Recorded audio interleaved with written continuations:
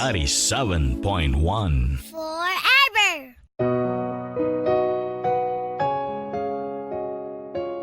Ang tahanan ay hindi lang basta tirahan o bahay. Dahil sa isang malalim na kahulugan, ito ay maaari nating matagpuan sa mga taong mahalaga sa atin.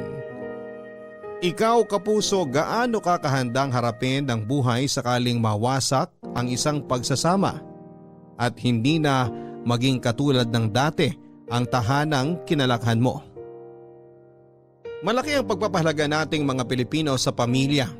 Sa katunayan, kilala tayo sa pagbubuklod-buklod. Para sa atin ay parte na ng pang-araw-araw nating sistema ang mga taong nakakasama natin sa ating tahanan.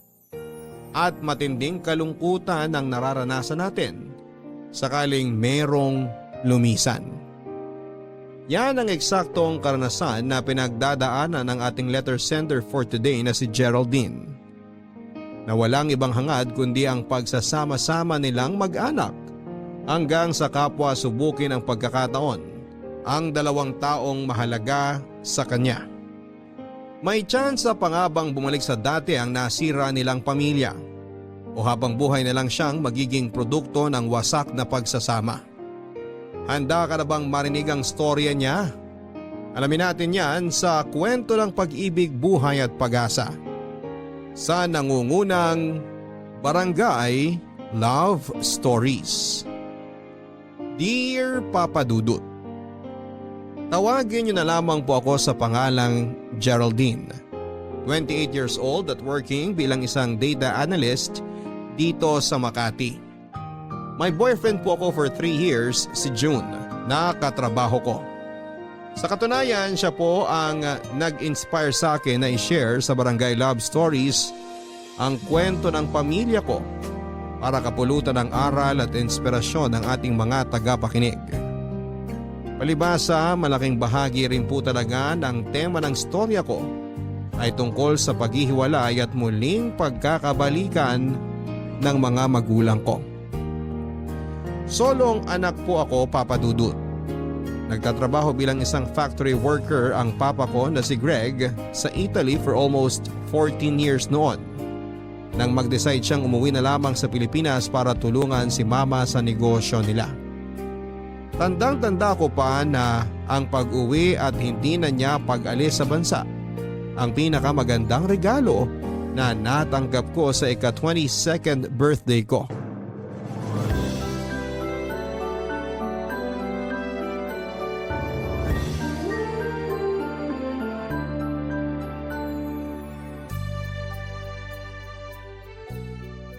Hindi pa rin po ako makapaniwala na nandito kayo ngayon sa birthday ko, Papa. Hindi katulad ng dati na sa video call ko lang po kayo nakikita. Pinaghandaan ko talaga ang sorpresa kong ito para sa iyo, anak. Mabuti naman dahil napasaya kita ngayong birthday mo. O eto, anak ko. May bitbit din ako regalo. Thank you po. Pero higit sa anumang regalo nyo, kayo po ang pinaka-special gift na natanggap ko. Halatang gulat na gulat ang anak mo, Greg. Biruin mo, hindi ka agad nakapagsalita pagkakita sa'yo. Sa totoo lang ako man hindi rin nakaimik. Akala ko po kasi nananaginip lang ako. Tapos ayun, narinig ko na po yung boses nyo. Nasabi ko na lang sa sarili ko na totoo nga lahat ng nangyayari. Hindi ko talaga sinabi sa inyo kasi hindi na surprise kung sakaling alam nyo na. Pero pati ba naman sa akin? Nagtatampo ba ang sweetheart ko? Hindi naman, kaso parang biglaan naman ang lahat. Huwag mo sanang mamasamain pero may nangyari ba sa trabaho mo doon sa Italy? Sa pagkakatanda ko kasi, sa 1 taon pa ang plano mong pag-uwi at pamamalagi rito sa atin. Oo nga po, Papa. Yun din po kasi ang sinabi niyo sa akin nung huling beses na nag-usap tayo. Hindi ba kayo masaya na napaaga ang uwi ko? Hindi naman sa ganon. Nagtataka lang kami ng anak mo. Sa katong mukhang to, Pa? Hindi masaya? Huwag kayong mag-alala. Nagsasabi naman ako kung meron nangyari sa trabaho ko, hindi ba? Pero sa ngayon, wala namang ibang dahilan ng pag-uwi ko ng mas maaga. Siguro hindi ko na lang talaga mahintay yung 1 pang taon para makasama ang mag-ina ko.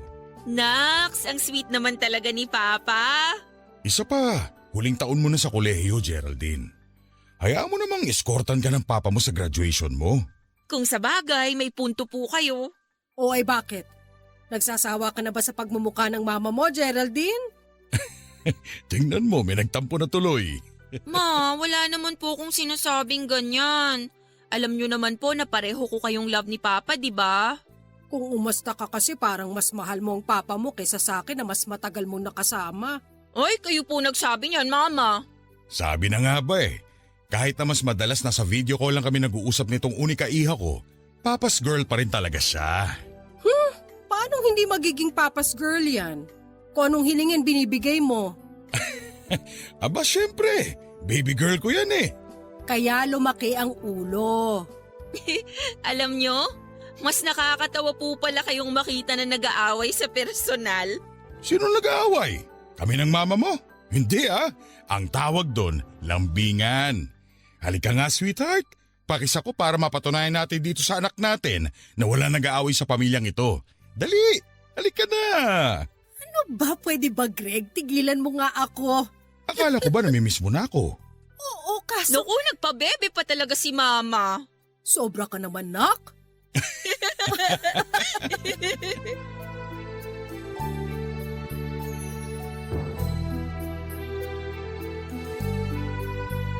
Meron pong kantina mga magulang ko na pinapatakbo ni Mama noong nasa ibang bansa pa lang si Papa. Ang plano nila ay i-renovate ang naturang kainan para palawakin at pagandahin nang sa ganon ay mas maka-attract ng customers, Papa Dudut. Simple lang naman po ang pamumuhay namin. May maayos na bahay at kaunting na ipundar na ari-arian pero hindi po ako pinalaki sa luho ng mga magulang ko. Sa halip ay sa pagmamahal. Kahit na nasa ibang bansa noon si Papa ay walang araw na hindi niya kami tinatawagan para kumustahin. Kaya kahit magkalayo kami ay lumaki po kaming close sa kanya. Kaya lang ang biglang pagdidesisyon palang umuwi noon ni Papa para makasama kami nila Mama ay may mas mabigat na kadahilanan. Bagay na hindi ko lubos akalain na magiging mitya upang masira ang pinakaiingatan kong buo at masayang pamilya. Ilang araw pagkatapos naming i-celebrate ang birthday ko ay napansin ko na lamang po na parang balisa ang papa ko. Nung una ay hindi ako masyado nag-iisip ng kung ano pero dahil napapadalas na para bang malalim ang iniisip niya ay nag-worry na po ako. May isang beses na bago ako noon pumasok sa school, sinabi ko sa sarili ko na kakausapin ko siya pag uwi ko. Pero hindi na nga po yun nangyari nang maabutan ko na lang na galit ang mama ko sa papa ko habang umiiyak.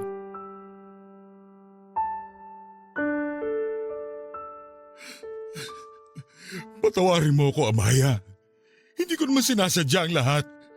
Maniwala ka sa akin. Mahal na mahal ko kayo ni Geraldine. Huwag mo na nga akong gawing tanga, Greg. Kung mahal mo talaga kami ng anak mo, hindi mo gagawin ang kalokohang yon. Hayop ka! Ang kapal din naman ng pagmumukha mo na umuwi pa rito sa atin at magpakita sa amin! Ma? Pa? Ano pong nangyayari rito? Nag-aaway po ba kayo? Bakit hindi mo tanungin niya magaling mong ama? Nang sa ganon malaman mo ang kalokohang ginawa niya? Amaya, pwede ba pag-usapan na lang natin to na maayos? Ano pa bang klaseng maayos na pag-uusap ang gusto mo mangyari? Sa palagay mo, matapos ang lahat ng inamin mo sa akin, magagawa ko pang maupo at huminahon? Tapos tanggapin at palagpasin na lang na nagtaksil ka sa kasal natin? Ano pong sabi niyo, Mama? Papa? Totoo po bang sinabi ni Mama? Geraldine, anak. Pa naman! Sagutin niyo na lang po yung tanong ko.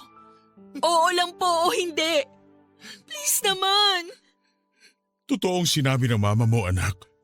Nagkasala ako sa kanya dahil nagkaroon ako ng karelasyon na ibang babae habang nasa ibang bansa ako. Ano po? Pero bakit? Hindi ko rin alam, anak. Imposibleng hindi niyo po alam, Papa. Yan din ang sinabi ko sa kanya, anak. Natukso ako. Patawarin niyo ako. Hindi ko sinasadya ang lahat. Pero hindi ko naman talaga intensyon na sirain ang pamilya natin. Nagkaroon ka ng kabet?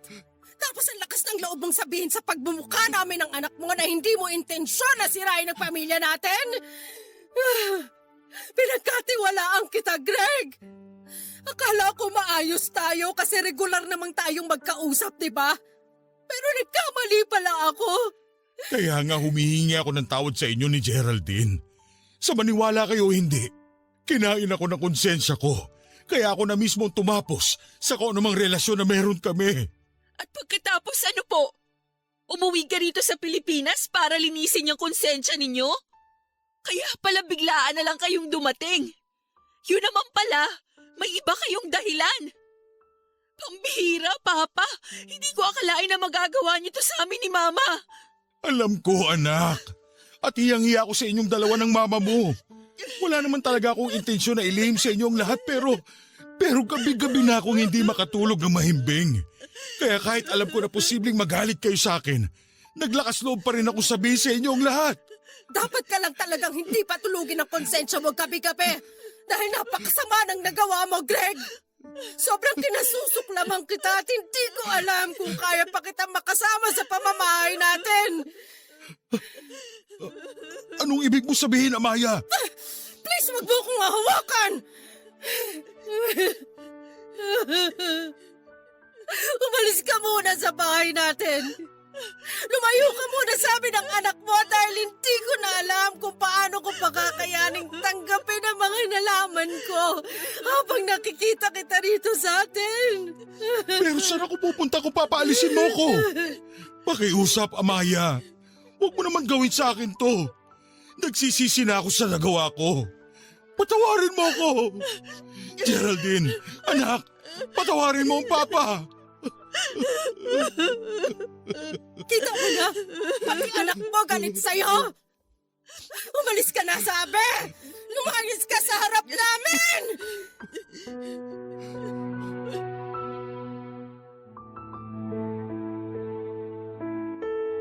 Nang mga panahon na yon, matapos naming marinig ang matinding kasalanan na ginawa niya sa amin ng mama ko ay tila ba nakalimutan kong papa ko ang taong kaharap namin. Pero dahil hindi naman po ako taklesa at ayoko pa ring lapastanganin ang magulang ko, mas pinili ko na lamang noon na umiyak, Papa Dudut. Sobrang sakit sa dibdib at pakiramdam ko. Hindi po ako makahinga sa pag-amin niyang yon ni Papa. Pero alam ko na mas mabigat na nadudurog ang puso ni Mama. Siyempre, ikaw ba naman na nagtiwala at naghintay sa pagbabalik ng taong mahal mo para lang aminin at isampal sa mismong pagmumukha mo na hindi siya naging tapat sa iyo habang magkalayo kayo. Kaya marahil wala na rin po akong nagawa nang palayasin ni Mama si Papa sa bahay namin. Ang isang gabi na hindi pagtulog ni Papa sa bahay simula nang umuwi siya sa amin ay nasundan pa ng nasundan ng mas marami pang gabi, Papa Dudut. Hanggang sa hindi ko na lang namalaya na unti-unti na palang nawawasak ang dating masayang pamilya na meron kami noon. Bukod doon ay wala rin akong ideya kung saan tumutuloy si Papa. Bagaman may mga naiisip na akong posibilidad katulad ng maaaring umuwi muna siya sa bahay ng nanay at tatay niya, bagay na nakumpirma ko kinalaunan. Malaki na ako ng mga panahon na yon upang maunawaan ang bigat ng kasalanan ni Papa kay Mama. At kahit na gustuhin ko man na magkasama-sama kami matapos ang ilang taon naming pagkakalayo, ayoko naman pong isang tabi o mas masahol pa ay baliwalain ang feelings ni Mama. Alam ko at nararamdaman ko sa kaibuturan ng puso ko na labis-labis pa rin ang sakit na nararamdaman niya. At patunay na po doon ang mga gabing naririnig ko ang mga hikbi niya, Papa Dudut. Geraldine, anak. Pumunta ka na rito sa mesa at kumain ka na. Opo, Ma.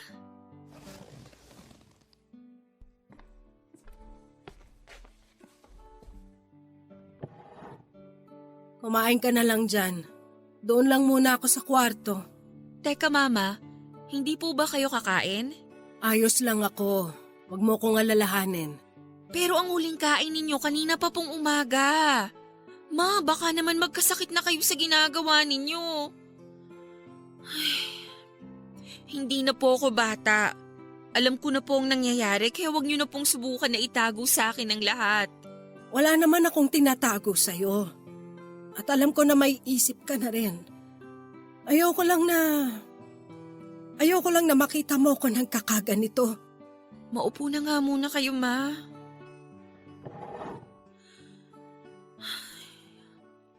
Alam niyo naman na ayokong nagkakaganyan kayo, di ba? Sa ginagawa ninyo, baka magkasakit na po kayo. Anong gusto mong gawin ko? Umakto na parang normal pa rin ang nangyayari sa pamilya natin?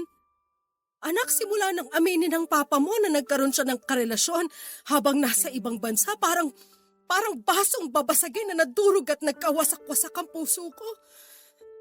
Hindi ko alam kung ano pa bang kulang sa akin o kung baka ako ang nagkulang sa relasyon namin para makuha niya pang mambabae. Ma, syempre hindi po kayo nagkulang. Si Papa na rin ang nagsabi na tukso siya. Naging mapaghanap siya, kaya nagkasala siya sa inyo at sa kasal ninyo. Yun na nga, hindi ko maintindihan. Akala ko ayos kami. Akala ko na pagtagumpayan na ng relasyon namin ng ilang milyang pagitan namin sa isa't isa. Buong buhay ko nagtiwala ako sa kanya dahil wala naman sa ugali ng papa mo na magagawa niyang ganun sa akin, anak. Pero sa huli, hindi rin pala kami naiiba sa ibang mag-asawa na nagkakahiwalay dahil sa pagiging hindi tapat ng isa. Hindi lang po kayong nagagalit o masama ang loob kay Papa, Mama. Ako rin po. Kasi inisip ko na maayos po ang pamilya natin para lang malaman sa dulo na hindi pala. Sa totoo lang, pareho lang tayo ng nararamdaman. Lito at nasasaktan. Patawarin mo si Mama kung kailangan mong maranasan ng ganito, anak. Hindi mo deserve na magkaroon ng hiwalay ng mga magulang. Sorry kasi hindi ko naprotektahan ang pamilya natin. Wala po kayong kasalanan, Mama. Para sa akin, ginawa niyo na po ang lahat para sa pamilya natin. Kitang-kita ko na kahit miss na miss niyo na noon si Papa, hindi niyo po yun pinapahalata. Sa halip, mas nagpaka-busy na lang kayo sa business natin para hindi niyo masyadong maisip ang pangungulila niyo sa kanya. Kung may nagkasalaman o nagkulang sa pamilya natin, si Papa po yun. Kaya wag na po kayong umiyak, okay? Tahan na po, Ma. Tahan na po. Hindi ko alam kung maaayos pa ba natin ang pamilya natin, anak. Sa ngayon, hindi po yun mahalaga. Ang importante, yung kapakanan ninyo, Mama. Kaya nakikiusap po ako sa inyo. Huwag niyo pong pabayaan ang sarili niyo. Kasi kapag nagkasakit kayo, mas lalo po akong malulungkot. Huwag na po kayong masyadong mag-isip ng kung ano-ano sa ngayon. At huwag niyo na rin pong sisihin ang sarili niyo dahil wala kayong kasalanan. Kakayanin po natin ang lahat. Diba? Sanay naman po tayo na tayong dalawa lang. Ma, tahan na.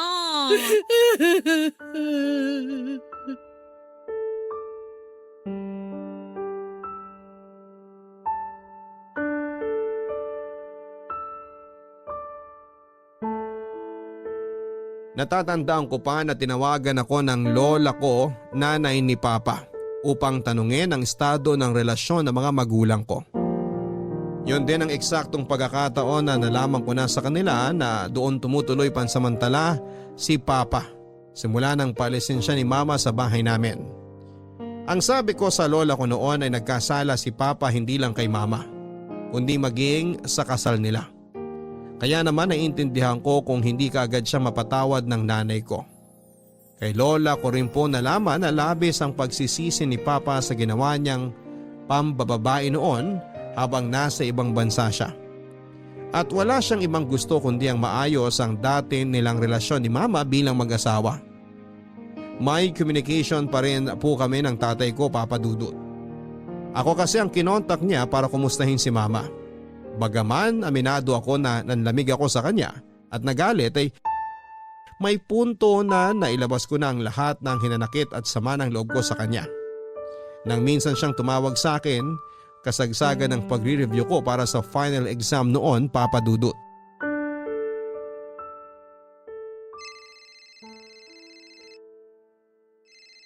Itong si Papa tawag ng tawag eh. Oh, hello pa. Mabuti naman sinagot mo na ang phone, anak. Kanina pa kasi ako tumatawag sa'yo. Pa, hindi po ba kayo nakakahalata na busy ako kaya hindi ko sinasagot ang tawag nyo? Noong nakaraang araw lang magkausap din tayo, di ba? Pero anak, sandali lang yun. Wala pa nga yatang 5 minuto yung pag-uusap natin yun kasi sabi mo may klase ka pa. Kaya nga gabi na ako tumawag sa'yo ngayon para makasigurado ko na nasa bahay ka na. Nasa bahay na nga po, pero para sa kaalaman ninyo, busy ako sa pagre-review dahil final exam na namin bukas. Ganun ba? Naku, pasensya ka na Geraldine, anak. Hindi ko intensyon na makaabala sa'yo. Ay naku, huwag nyo na nga po akong dramahan dyan. Ano po bang kailangan nyo at napatawag na naman kayo? Namimiss lang kasi kita, anak. Magdadalawang buwan na rin kasi simula nung huling beses na nakita kita. Alam nyo na kasalanan nyo kung bakit kailangan nating maghiwalay ng landas, diba? Hanggang ngayon ba naman, galit ka pa rin sa akin, anak? Nagpapatawa ka po ba, Papa? Ano ba sa palagay nyo yung inamin nyo sa amin ni Mama noon? Simpleng bagay lang ba yon para hindi kami magtanim ng galit sa inyo? Alam ko na hindi ordinaryong bagay ang nagawa ko sa inyo. At labis-labis ako nagsisisi. Kahit siguro ilang beses kayong magsisi, hindi na rin naman maibabalik pa yung dati nating pagsasama at turingan bilang pamilya. Alam nyo, Papa, mabuti na rin tong nandyan kayo ngayon at malayo sa amin ni Mama. Kasi hindi ko na alam kung paano kayo titignan ng diretso sa mata kung sakali. Huwag mo naman akong pagsalitaan ng ganyan, anak. Ano bang gusto nyong sabihin ko? Gusto niyo bang marinig na proud ako sa inyo bilang papa ko matapos yung pagtaksilan si Mama? Parang nagkakalokohan naman po yata tayo. Pa, kasi sa ngayon, kabaliktaran ng labis na saya o tuwa ang nararamdaman ko dito sa kaibuturan ng puso ko para sa inyo. Gusto niyo bang malaman kung ano-ano ang pakiramdam na yon? Galit! Matinding galit at pandidiri! Hindi ko alam kung kailan ko kayo mapapatawad katulad ng gusto niyong mangyari. O kung darating pa po ba yung araw na yon. Dahil sa ngayon, isa lang ang malinaw. Ayoko kayong makita. Hindi ako proud sa inyo at galit ako sa inyo dahil sinaktan niyo si Mama. Hindi rin ako masaya sa nagawa ko, anak. Pero katulad nga ng sinabi ko noon, hindi ko intensyon na sirain ang pamilya natin. Kaya nga bumalik ako rito sa Pilipinas para makasama na kayo. Gusto ko magsimula ng panibagong buhay sa piling ninyo. Kung kayo handa nang magsimula ng sinasabi niyong panibagong buhay, pues kami ni Mama, hindi pa po. Kaya pasensya na po talaga kayo kung ganito ako makipag-usap sa inyo. Intindihin niyo rin sana ang nararamdaman namin. Dahil hindi naman po talaga biro ang kasalanang ginawa ninyo. Papa, sinira niyo ang pamilya natin. Alam niyo ba yon? At kahit na paulit-ulit yung sabihin na hindi niyo intensyon, ang punto doon, sana hindi ninyo hinayaang mangyari. Sana noong una pa lang, hindi ka na ng babae.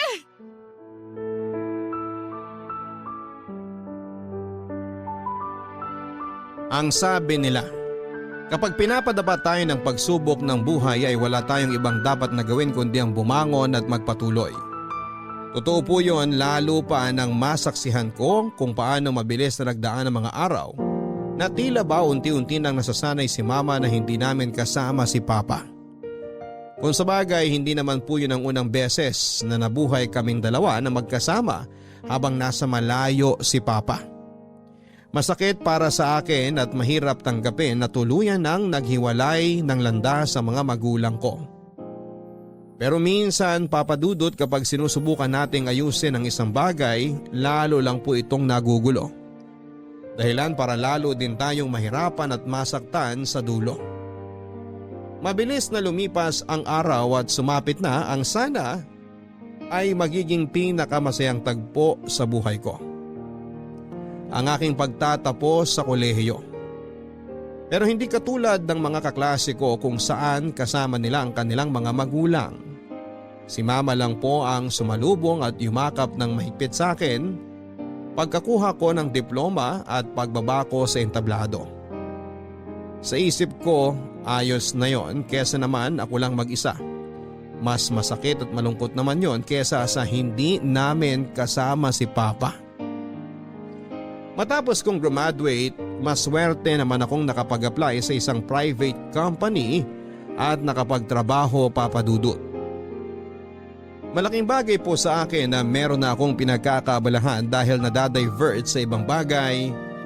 Ang magpahanggang sa mga panahong yon ay lungkot na nararamdaman ko sa aking puso dulot ng paghihiwalay ng mga magulang ko. Nang dahil nga sa pagiging abala ko sa ibang mga bagay, ay mas naiintindihan ko kung paano kinakaya ni Mama na harapin ang buhay kahit na nasasaktan pa rin siya. Hindi ko po masasabi na nasasanay na ako na wala sa bahay at buhay namin si Papa. Sa halip ay sinasanay ko po ang sarili ko katulad noong unang beses na iniwan niya kami para magtrabaho sa ibang bansa. Papadudod bukod sa pagkakaroon ko na nga ng trabaho ng mga panahong yon ay nagkaroon din po ako ng kaibigan sa katauhan ng mga office mates ko. Isa na doon si June na higit kong mas naging kaklose. Mabait at marunong makinig, yan ang mga katangian niya na masasabi ko pong nagustuhan ko sa kanya kaya hindi nagtagal ay naging magkaibigan nga kami. Sa palagay mo, June, masamang anak ba ako kung until now, kahit halos 8 months na ang lumipas, hindi ko pa rin magawang mapatawad ang papa ko? Kung tutuusin, hindi rin naman kasi biro ang ginawa niya sa mama ko. Pakiramdam ko nga habang tumatagal, nasasanay na lang kami na kaming dalawa lang ang magkasama. Ano ka ba? Hindi ka masamang tao dahil lang dun. Tsaka naniniwala ako na may tamang panahon para magkapatawaran kayo ng papa mo. Kung hindi pa nalalapit ang pagdating ng araw na yon, huwag kang mainip. Darating din yun. Doon din naman kayo mauuwing dalawa. Magkakabati rin kayo. Minsan kasi hindi ko mapigilang questionin ang sarili ko. Kasi hanggang ngayon, masakit pa rin. Siyempre, ayoko naman talaga na mawalay sa amin ni Mama si Papa. Miss na miss ko na yon kahit nung nasa abroad pa. Pero alam ko na hindi rin naman magandang idea na magsama pa rin sila sa iisang bubong. Lalo na ngayon na may lamat na ang relasyon nila. Hindi ko rin alam kung kailan pa mapapatawad ng mama ko ang papa ko.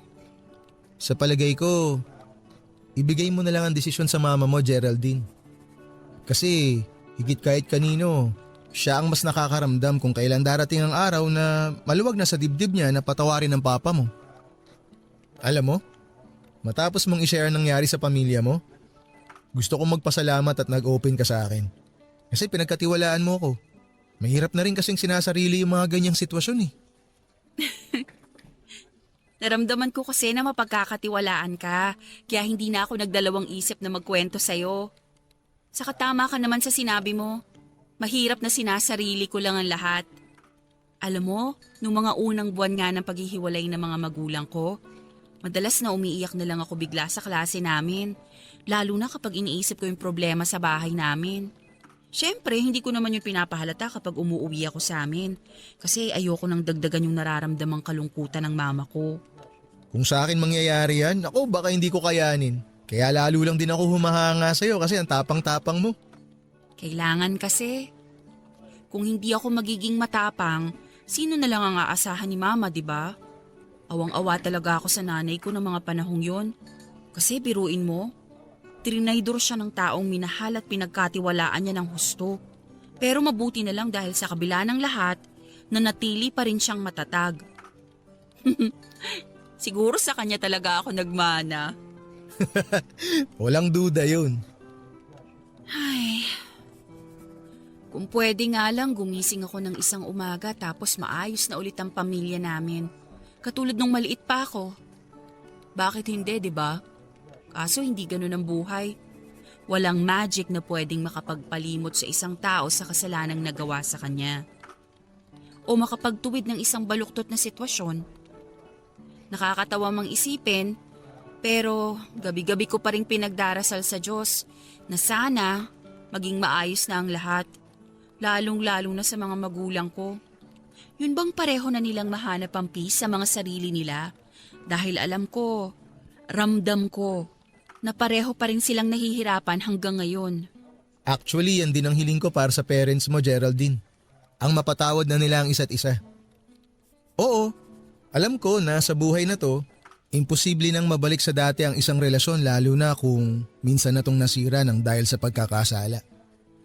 Pero tulad mo, naniniwala pa rin ako at nagtitiwala na didinggin ng Diyos sa mga panalangin mo. Kung kailan, siya lang din na nakakaalam.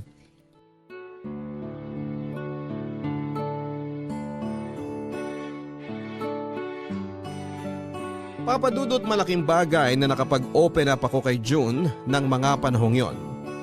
Dahil aminado ako na tila ba nabunutan ako ng tinik sa lalamunan at nabawas-bawasan ang bigat na mga dalahin ko. Thankful din po ako dahil hindi naging mapanghusga si June kahit na matapos kong sabihin na galit pa rin ako sa papa ko. At hindi ko sigurado kung mapapatawad ko ba siya. Siyempre ayoko naman pong magtanim ng sama ng loob sa sarili kong magulang. Pero sariwa pa rin kasi. At hindi naghihilom ang sugat ng kasalanan na ginawa niya sa amin ni Mama na siyang dahilan kung bakit nasira po ang pamilya namin. Mabilis na lumipas ang 3 taon at mas lalo lang po kaming napalapit sa isa't isa ni June, Papa Dudut. Masasabi ko na sa tagal ng aming pagkakaibigan ay lubos ko po siyang nakilala at hinangaan. Bukod sa mga katangian na una ko nang nagustuhan sa kanya noon, family man din po si June. Extended family po sila sa bahay nila.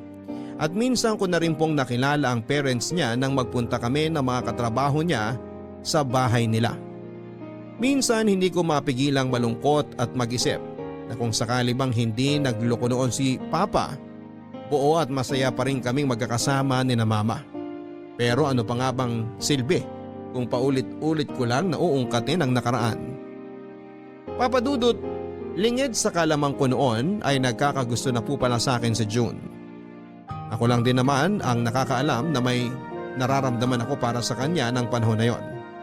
Kaya nga nang magkaaminan kami, tinanong niya ako kung pwede niya akong ligawan. Bagay na hindi ko na po pinag-isipan ng maraming beses. Hindi nga po nagtagal matapos niyang patunayan na malinis at tapat ang intensyon niya sa pagmamahal sa akin ay binigay ko na nga po sa kanya ang matamis kong oo. Bukod doon ay formal ko na rin siyang ipinakilala sa mama ko.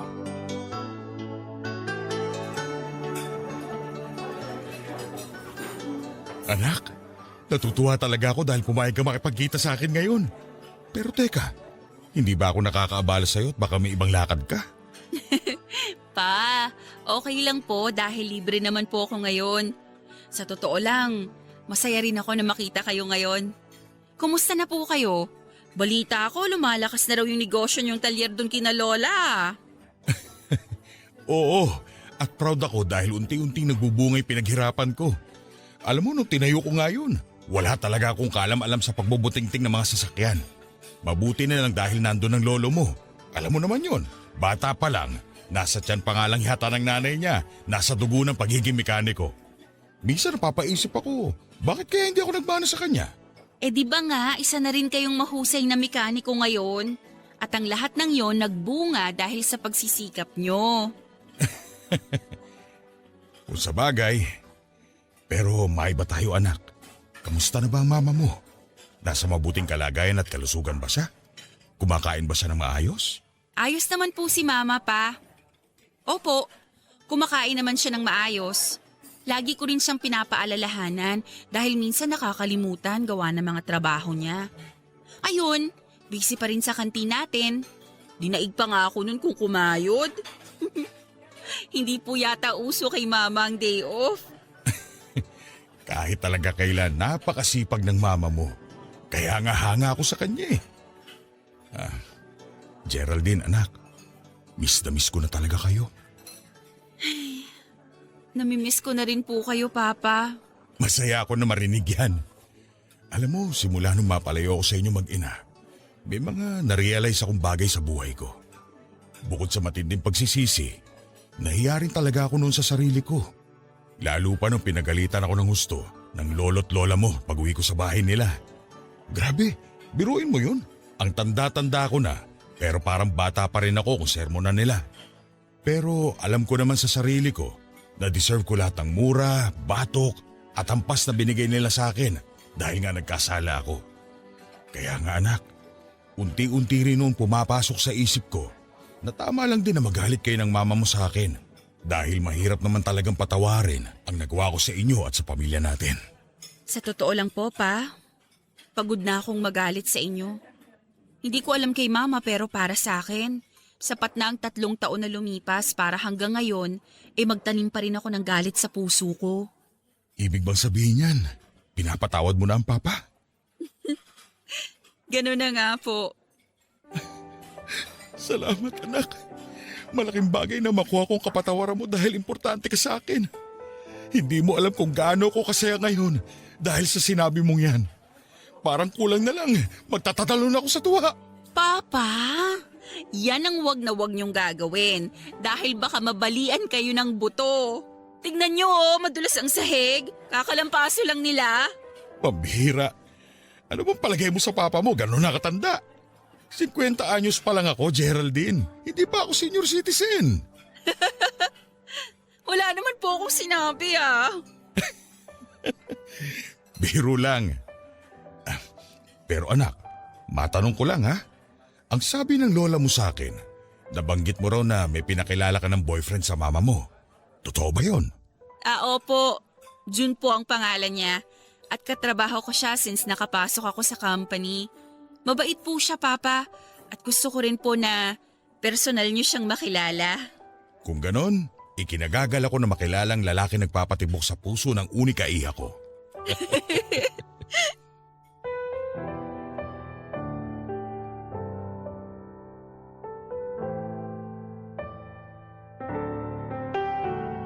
Tipikal na araw lamang yon ng Lunes nang tawagin ako ni Papa at nagsabi siya na gusto niyang makipagkita sa akin.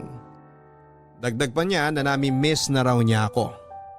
Hindi ko na po matandaan kung kailan yung huling beses na nag-usap kami matapos kong sabihin sa kanya na huwag na niya kaming masyadong abalahin ni Mama. Kaya nga nang tumawag siya at nagsabi na makikipagkita ay hindi na rin po ako nagdalawang isip ng mga panahon na yon. Napakalaki ng pinagbago ni Papa.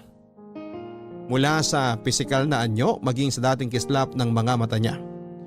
Basta ang alam ko lang noon ay nakapagpatayo na siya ng sariling talyer simula nang maghiwalay sila ni Mama at yun na lang po ang unang beses pagkalipas ng mahabang panahon na nakita ko siya. Doon ko nga po muling naalala na bukod kay Mama ay meron pa akong isang magulang at sapat na nga po ang mahabang panahon na nagdaan para bigyan ko naman ng puwang sa puso ko ang pagpapatawad. Papadudot yung pagkikita at pag-uusap namin yon ni Papa ang naging daan upang maging bukas na nga po ng mas madalas ang komunikasyon sa pagitan namin hanggang sa kusang loob ko na rin pong ipinakilala sa kanya si June bilang nobyo ko. Nang mga panahong yon ay hindi lang po ako ang masayang masaya. Kung hindi maging ang boyfriend ko at noong ko lang din po naramdaman na para bang buo at hindi naman nawasak ang pamilya namin. Kapag may pagkakataon, laman pa rin po ng bawat kwentuhan namin ni June ang labis na pagsisisi ni Papa mula sa kasalanan nito. At pareho po kaming naniniwala na kung luluubin ng langit, maging daan nawa iyon upang muli silang magkalapit ni Mama. Kahit bilang magkaibigan man lang. Hanggang isang araw ay tila nadidinig ng Diyos ang dalangin namin matapos kong malaman mula sa nanay ko na nagpunta raw sa bahay si Papa ng araw na yon upang kausapin siya at humingi ulit ng kapatawaran sa hindi na niya mabilang na beses. Hindi ko alam kung mahina lang ba ako o ano. Nung nakita ko kasi ulit ang papa mo, pagkalipas ng mahabang panahon at nung matapos niyang umiyak sa harap ko habang paulit-ulit pa rin humihingi ng sorry, pakiramdam ko parang kaya ko na siyang patawarin, anak. Pero syempre, may bahagi pa rin sa puso ko na natatakot pa rin magtiwala sa kanya. Sa palagay mo,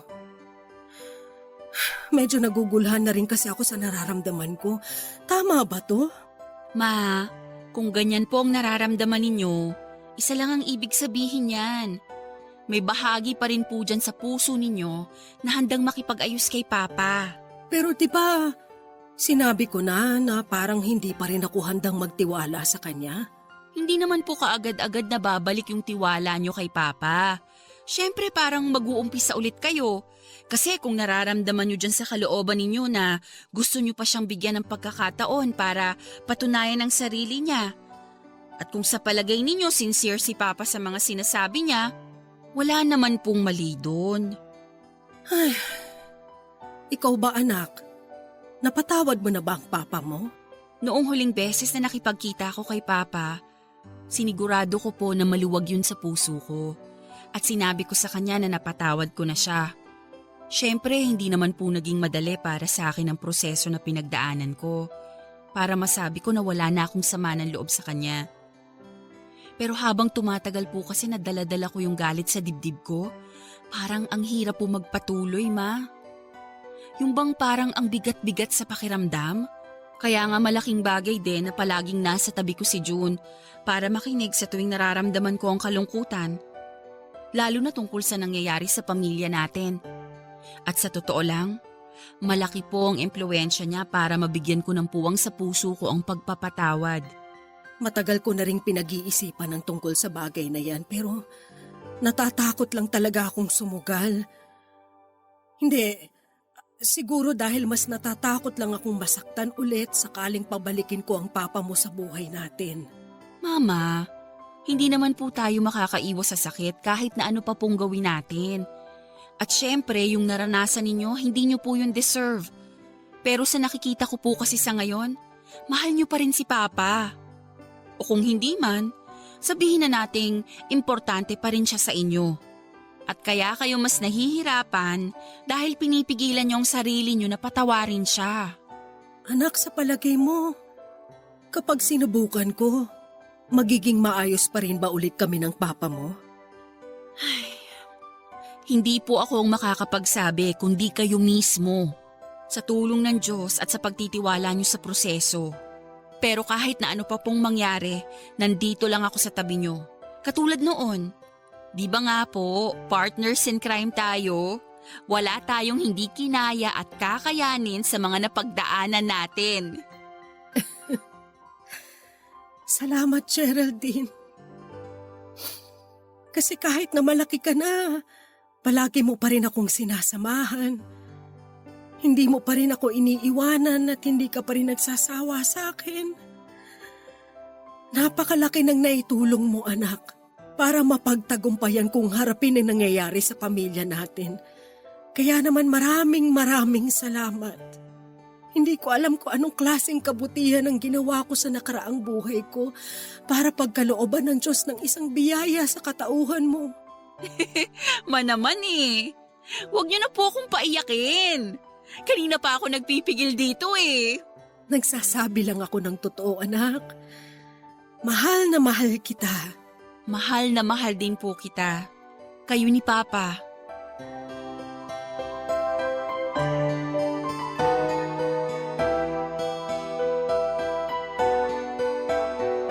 Alam ko at ramdam ko na hindi pa naman po talaga nawawala ang pagmamahal ni Mama para kay Papa.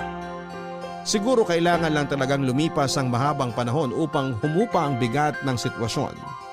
At mas maging malinaw ang dahilan kung bakit kinakailangang pagdaanan ng pamilya namin ang ganong katinding pagsubok. Oo, maraming mag-asawa ang naghihiwalay at marami ring relasyon ang nasisira kapag nawawala na ang pagtitiwala. Pero meron pa rin naman pong mas pinagtitibay ng pagsubok na ibinabato ang pundasyon ng pagmamahala ng dalawang tao para sa isa't isa. At ganun nga po ang eksaktong kinahantungan ng mga magulang ko, Papa Dudut.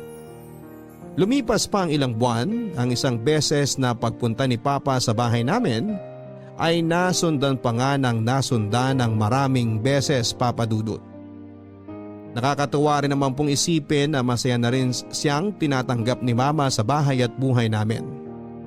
Hindi pa naman po sila tuluyan nagkabalikan noon pero masaya po akong makita na nagsisimula silang maging magkaibigan muli.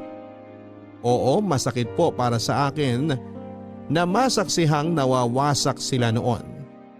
Pero masarap sa pakiramdam na nag-uumapaw sa kaligayahan ang puso ko habang nakikita ko kung paano nila unti-unting inaayos ang kanilang relasyon.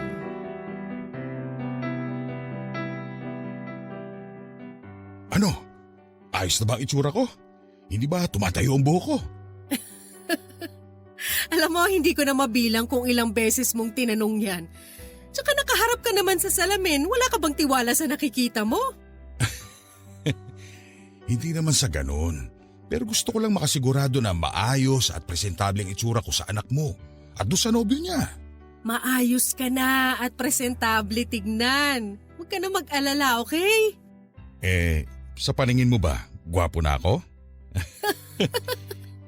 Ay nako, ewan ko sa'yo. Oh, teka. Sila na yata yun. Sandali, pagbubuksan ko lang ng pinto. O sige.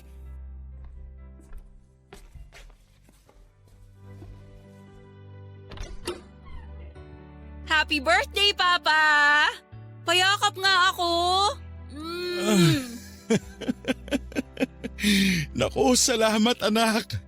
Ay, teka, hindi ako makahinga sa higpit ang yakap mo. Grabe naman kayo pa. Hindi naman po yun mahigpit ah. Happy birthday po, Tito. Oh, Jun. Salamat, iho. Mabuti naman dahil nakapunta ka ngayon at nagkita tayo ulit. Pasok muna kayo, dali. Naku, nung nakaraang araw pa po yan hindi mapakali kung anong susuotin niya para raw magmukha siyang kaaya-aya sa paningin ninyo ni Mama. Piruin nyo, nagpagupit pa po yan ng buhok. Uy, babe, bakit mo naman ako binuking? Syempre, importante sa akin na magustuhan ako ng parents mo. Naku, matagal ka na namin gusto ng tita Amaya mo para sa unika iha namin, Jun. Unang beses pa lang kita nakita. Naramdaman ko na hindi mo sasaktan si Geraldine. Aba, dapat lang. Kasi baby girl namin yan. Ah, baby girl pala. Papa naman eh. Hindi na po ako bata. 25 years old na po ako. Para sa amin ng papa mo, ikaw pa rin ang baby girl namin. Kaya huwag ka nang umangal. Pero alam nyo ba, itong papa mo, Geraldine, kanina pa rin hindi mapakali. Nung dumating dito at nagkataon na wala ka pa, aba, panay ang tanong kung okay daw ba ang damit niya. Kesyo hindi raw yun bagay at merong mas bagay pa sa kanya. Ay naku, katulad niyang nobyo mo, gusto rin magpa-impress sa inyo. Ano ka ba naman, sweetheart? Hindi mo na kailangan sabihin nyo sa kanila. Akala ko ba sikreto lang natin yun? Ala, ayan na. O siya, tara na sa mesa. Nagluto ako ng mga paborito nyo. Tsaka nahanda ko na yung hamon. Bigla tuloy akong nagutom. Ikaw talaga, babe. Kahit kailan, napakatakaw mo. Sobra ka naman.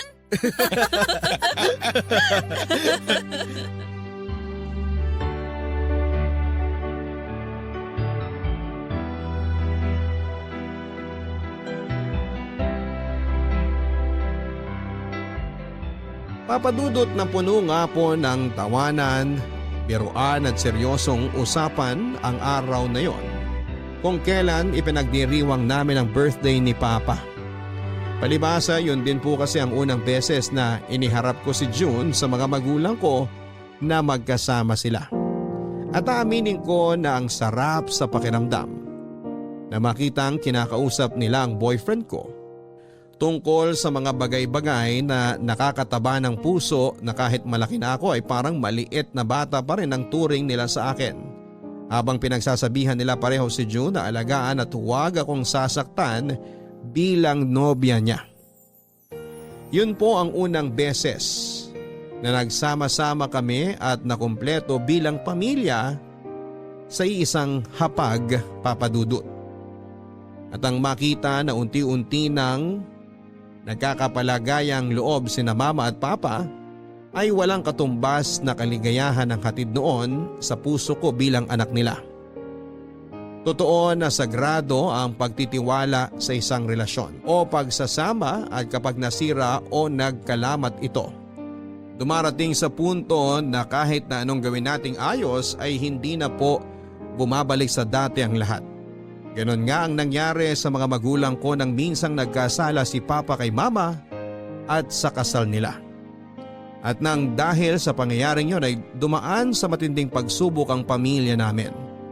Subalit, ang higit na mahalaga sa lahat ay ang natutunan naming aral sa buhay na gusto ko ngayong ibahagi sa ating mga kabarangay. At unang-una nga po rito ay ang pagpapatawad. Madaling sabihin na napatawad na natin ang isang tao pero hindi yun bukal sa puso natin. Kapag ganun po ang nangyari ay hindi nabibigyan ng pagkakataon ng mga bagay para unti-unting maayos. Kaya nga mahalaga na huwag nating madaliin ang proseso. Bigyan natin ng panahon ang mga puso natin na gumaling. Hindi man mga kapuso manumbalik ang dati kahit papaano ay pakawalan man lang natin ang ating sarili sa gapos ng kalungkutan. Naniniwala po ako na kapag patuloy pa rin nating dadalhin sa kaloob-looban natin ang galit at hinanakit para sa isang tao na malapit sa atin ay hinding-hindi po tayo magiging ganap na masaya. Sa kasalukuyan ay masaya po akong ibalita na nagkabalikan na ang mga magulang ko matapos ang halos isang taon na panliligaw ni Papa kay Mama. Sa totoo lang ay mas sweet pa nga silang dalawa kesa sa amin ni June sa kabila ng pagiging abala nila sa mga negosyo nila. Papa Dudut, napakaswerte ko sapagkat pinagkaloob ng Diyos ang matagal ko ng panalangin. Yon ay ang magkaayos na ulit ang mga magulang ko at ang pagkakasundo nilang yon ang naging daan upang mabuo rin ang aming tahanan. Maraming salamat po sakaling mapili po ninyong itampok ang kwento ng buhay pamilya namin, Papa Dudut. Sana marami sa ating mga kabarangay ang na-inspire at natuwa. More power po sa Barangay Love Stories. Ang inyong forever kapuso, Geraldine. Mga kabarangay, importante na kapag nakagawa tayo ng pagkakamali, kilalanin po natin yon at pagsisihan. Tapos ipangako natin sa sarili natin na hindi na po natin ito uulitin at araw-araw po tayong magpursige upang mas maging mainam.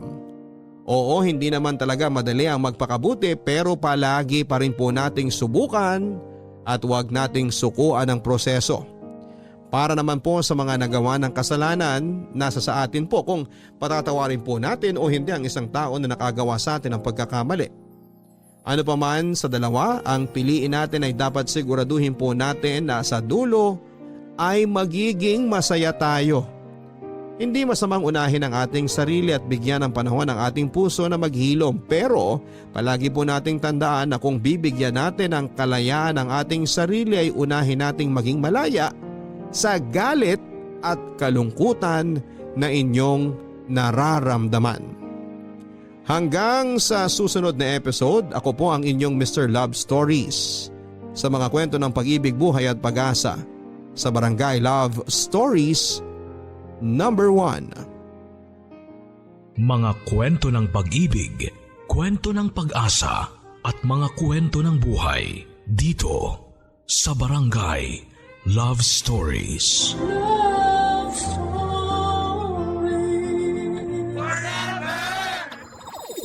Nagustuhan ng iyong napakinggan? Ituloy yan via live stream sa www.gmanetwork.com/radio.